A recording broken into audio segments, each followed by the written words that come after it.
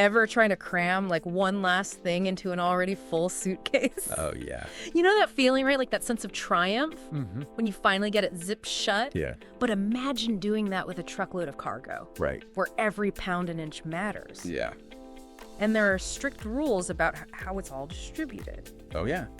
So that's what we're diving into today. Uh-huh. The fascinating world of truck weight regulations Okay. and the cutting-edge tech that's helping companies Mhm. get the most out of every load. It's a system most of us just don't think about, Right. but it impacts all of us. Right. The efficiency of truck loading directly affects how smoothly the supply chain runs. Yeah. Everything from delivery times Yep. to the prices we pay at the store. Okay, so let's unpack this. Okay. Our sources mention that many companies still rely Really? on what they call tribal knowledge for loading trucks. Hmm. I'm picturing some kind of secret society All right. of truck loaders passing down ancient wisdom. It's not quite that mystical. Okay. But the point is that a lot of companies are making decisions Yeah. based on tradition and gut feeling Yeah. rather than precise calculations. Uh-huh. It's like baking a cake without measuring the ingredients. Ooh. You might get lucky sometimes, Yeah. but there's a high chance of a disaster. And in the trucking world, Right. a cake disaster Yeah. could mean hefty fines, delayed deliveries, Mhm. and even damaged goods. Oh, yeah. Not exactly a recipe for success. Exactly. Oh, Our sources highlight a Fortune 100 company okay. that ran into serious problems in California Yeah. because of the state's strict weight restrictions. Wow. It's a real-life logistical puzzle Uh-huh. trying to fit everything in while staying within the lines. So what are these rules that are tripping everyone up? Yeah. It sounds like there's more to it than just weighing the truck at the end. Right. Wow. There's the overall weight limit Uh-huh. called the gross vehicle weight, Uh-huh. or GVW, Yeah. which is like the total weight limit for your suitcase. Right. But then things get more granular. Okay. You also have to consider the weight distribution Yeah. across different axles. Okay. Think of it like making sure your suitcase isn't lopsided. Right. You don't want all the weight on one side. And I bet there are rules about how much weight each side or axle can handle. Absolutely. Yeah.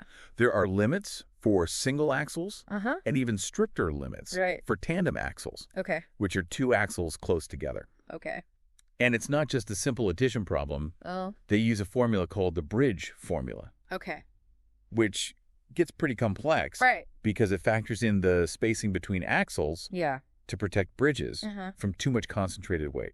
Okay, so it's a bit more complicated than I initially thought. Uh-huh. And California has even more rules Yes. to add to the mix. They have a regulation called the kingpin law, Oh, wow. which dictates where the rear axle can be placed on the trailer. Okay. This seemingly small detail Mm-hmm. has a ripple effect on the entire weight distribution puzzle. So even if you know all the weight limits, Right. you still have to figure out how to arrange the cargo Right. to fit within those limits on each axle, Yeah. taking into account the kingpin law Yeah. and not exceed the overall truck weight limit. Correct. My brain hurts just thinking about it. It's a lot to juggle. Yeah. And that's why many companies end up loading less Right. than they could Yeah. to avoid any risk. Yeah. They're playing it safe, Mm-hmm. but sacrificing efficiency in the process. I can see how this would create a bottleneck in the supply chain, Yeah. leading to higher costs Mm-hmm. and potentially even shortages for consumers. Right? So how do we solve this puzzle Mm-hmm. without resorting to guesswork Yeah. or overly cautious underloading? That's where technology like AutoO2 comes in. Okay. It's a software program Uh-huh. that uses algorithms Right. to calculate the optimal way to load a truck, Okay. taking all those complex factors into account. So AutoO2 is like having a super-powered loading assistant, like a GPS for cargo, Exactly. guiding you to the most efficient and legal way to pack everything in. That's a great way to put it. Yeah. And what's fascinating is how AutoO2 goes beyond Right. just weight and dimensions. Yeah. It also considers factors like load stability Okay. and the forces the cargo will experience during braking and cornering, Right. helping to prevent damage Yeah. and ensure a safer journey. That sounds incredibly sophisticated. Yeah. But it's not about replacing human workers altogether, right? Right. Yeah. AutoO2 acts more like a co-pilot, Okay. working alongside human expertise. Yeah. Think of it as giving truck loaders a superpower, Uh-huh. allowing them to make data-driven decisions Okay. and ensure every load is perfectly optimized. So it's about leveraging technology to work smarter, not harder. Right. And our sources provide a compelling example Yeah. of just how effective this approach can be. Okay. They mention a company shipping goods to California, the land of strict weight regulations. Yeah. And using Auto O2, they were able to add 3 more pallets to their load, increasing the efficiency without breaking any rules. It's a real-world demonstration of how data-driven loading can make a significant difference. Yeah. Both for the company's bottom line and for the overall flow of goods through the supply chain. That's an impressive example. Yeah. But let's take a step back for a moment. Okay. We've been talking about trucks as if they're all the same. But are there any differences in their actual loading capacity? You've hit on an important point. Okay. Just like you wouldn't expect a compact car to have the same cargo space as a minivan. Trucks have variations too. Right. Our sources highlight this. Okay. Pointing out that companies often rely on minimum weight limits, which can be misleading. So they're playing it safe. Right. But potentially missing out on utilizing the full capacity of their trucks. Precisely. Yeah. And that's where data-driven insights come in. Okay. By understanding the actual capabilities of each individual truck, companies can fine-tune their loading strategies and make sure they're getting the most out of every trip. This whole data-driven approach is starting to feel like a theme here. It's about moving beyond assumptions and using real-world data to make smarter decisions. Exactly. Right. It's about taking a more scientific and nuanced approach to a system that's often relied on tradition and guesswork. Right. And the results, as we're seeing, can be quite impressive. This is all fascinating, but I'm curious to hear more about how this technology actually works in practice. Yeah. It's one thing to talk about algorithms and optimization. Right. But what does it look like on the loading dock? It's a great question. Oh. And it's one we'll definitely explore further. Okay. But first, let's take a moment to consider the bigger picture. Okay. We've talked about truckloading. Yeah. But this idea of data-driven optimization has implications far beyond the trucking industry. Ooh, I like where this is going. Yeah. This is where it gets really interesting. What other areas could benefit from this approach? Well, think about urban planning. Okay. Imagine using data to optimize traffic flow, reduce congestion, and create smarter transportation systems. Right. Or consider the energy sector. Okay. Data can help us manage energy consumption more efficiently, balance supply and demand, and transition to more sustainable sources. It's like we're only just beginning Right. to tap into the potential of data Yeah. to solve complex problems and create a better future. Exactly. Right. And as we gather more data and develop more sophisticated algorithms, the possibilities will only continue to expand. Right. But it's important to remember that data is just a tool. Yeah. It's up to us to use it wisely and ethically, Right. always keeping in mind the human impact of our decisions. That's a crucial point. Yeah. It's easy to get caught up in the excitement of new technologies and forget that real people are at the heart of every system. Right. We need to ensure that data-driven solutions are designed to empower people, not displace them. You hit the nail on the head. Yeah. The future is not about humans versus machines. Right. It's about humans and machines working together to create a more sustainable, equitable, and prosperous world for everyone. Right. And data can play a powerful role in achieving that vision. Well said. Thanks. This has been a truly insightful exploration of a topic I never knew I was so interested in. Right. It's amazing how something as seemingly mundane as truck loading can spark such profound conversations about technology, efficiency, and the future of our world. I completely agree. Yeah. And who knows? Yeah. Maybe this deep dive will inspire our listeners to look at their own lives and work with a fresh perspective. Yeah. Asking themselves, where else could I apply data-driven thinking to make things better? That's a great takeaway. Yeah. It's a reminder that we all have the power to be innovators, to use data and technology to solve problems big and small. Right. And with that empowering thought we're going to wrap up this episode of The Deep Dive. Thank you for joining us on this journey of discovery. Yeah. Until next time. Yeah. Keep exploring. Yeah. Keep questioning. And keep diving deep. Okay. We left off talking about Auto O2. Yeah. And how it acts as a super-powered loading assistant. Right. But I'm still picturing someone standing on a loading dock. Okay. With a tablet or, you know, trying to decipher complex algorithms. Mm-hmm. How does this actually play out in a real-world loading scenario? It's much more intuitive than you might think. Okay. Auto O2 doesn't just spit out a bunch of numbers. Yeah. It creates a visual loading plan. Okay.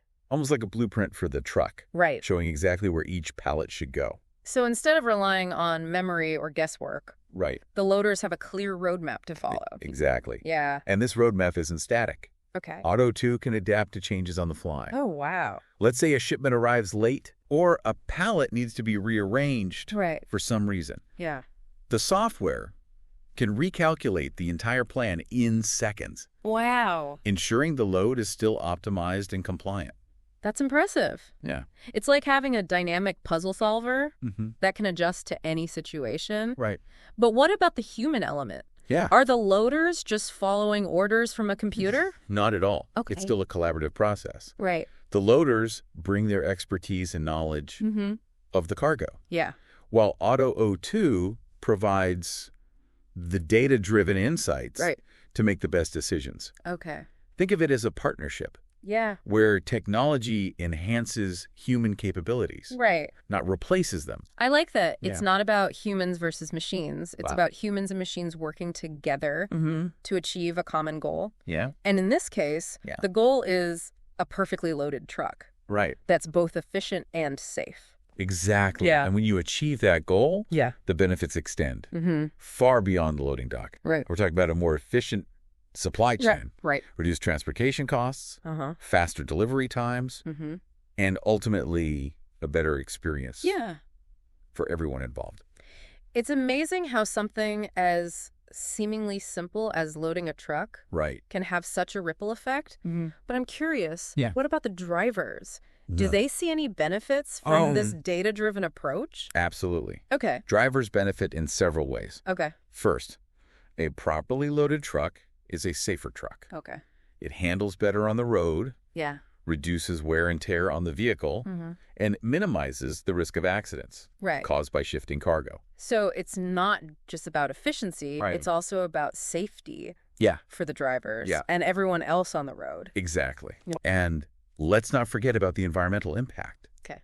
A well-loaded truck means fewer trips are needed to transport the same amount of goods, leading to lower fuel consumption and reduced emissions. That's a win for the environment and a win for the companies trying to reduce their carbon footprint. Exactly. It sounds like data-driven loading is a win-win situation all around. Pretty much. But you mentioned earlier that this approach has implications beyond the trucking industry. Right.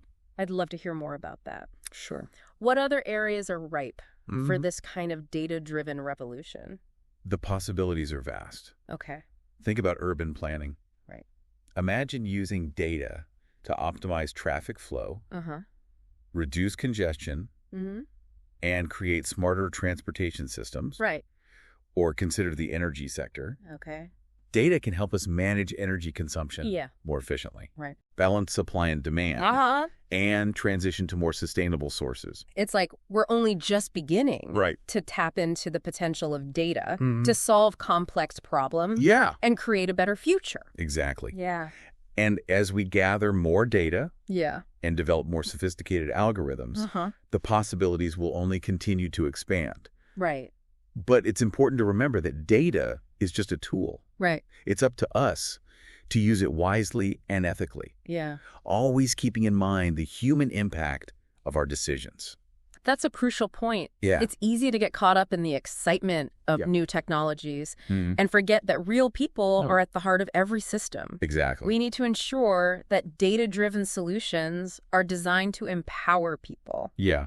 Not displace them. You hit the nail on the head. Yeah. The future is not about humans versus machines. Right. It's about humans and machines working together to create a more sustainable, equitable, and prosperous world for everyone. Right. And data can play a powerful role in achieving that vision. Well said. Thank you. This has been a truly insightful exploration of a topic I never knew I was so interested in. Yeah. It's amazing how something as seemingly mundane as truckloading can spark such profound conversations about technology efficiency and the future of our world. I completely agree. Yeah. And who knows, maybe this deep dive will inspire our listeners to look at their own lives and work with a fresh perspective. Right. Asking themselves, where else could I apply data-driven thinking to make things better? That's a great takeaway. Yeah.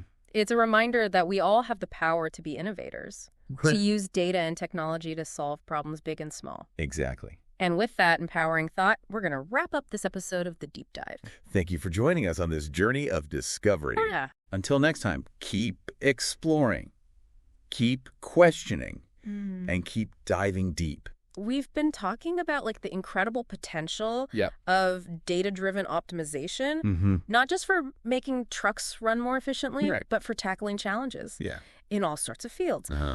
But before we get too carried away with the shiny possibilities, I think it's important to address the elephant in the room. Okay.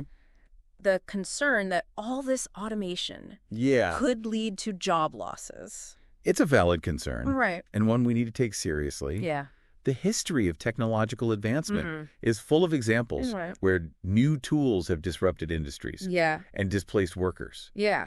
But I think the key here is to focus on how we can use technology to empower workers, not replace them entirely. So it's about reskilling and adapting. Exactly. Rather than just fearing the robots, so to speak. Think about it this way. Auto O2 doesn't eliminate the need for truck loaders. Right. It elevates their role. Okay. Instead of spending their time on tedious calculations and manual adjustments, they can focus on overseeing the process, troubleshooting any unexpected issues, and ensuring safety protocols are met. So it's a shift from primarily physical labor to a more strategic problem-solving role? Precisely. Okay. And that shift requires training and support for workers to develop new skills and adapt to these changing demands. Right. It's a shared responsibility between companies, educational institutions, and policymakers to ensure that workers are equipped to thrive in a tech-driven world. It's a reminder that technology isn't some magical solution that operates in a vacuum. It's a tool that needs to be integrated thoughtfully with a focus on the human impact. Absolutely. And that human impact goes beyond just jobs. Okay. We need to consider ethical implications, potential biases in algorithms, and the need for transparency and accountability in how these technologies are developed and deployed. It's like we're at a crossroads where we have this incredible opportunity to leverage data and technology for good. But we also have a responsibility to do it in a way that benefits all of humanity, not just a select few. That's a powerful way to put it. It's a reminder that progress isn't just about technological advancement. It's about social progress as well. Right. It's about creating a future where technology serves humanity, not the other way around. Well said. Thanks. And I think that's a perfect note to end on. Okay. We've explored the fascinating world of truck weight optimization, uncovered the potential of data-driven decision-making, and grappled with the ethical considerations that come with embracing new technologies. It's been a thought-provoking journey. It has. And I hope our listeners are leaving with a sense of curiosity and a desire to learn more about how data is shaping our world. I couldn't agree more. Okay. So until next time, keep diving deep. Keep questioning. And keep exploring the endless possibilities that lie at the intersection of technology and humanity. Well said.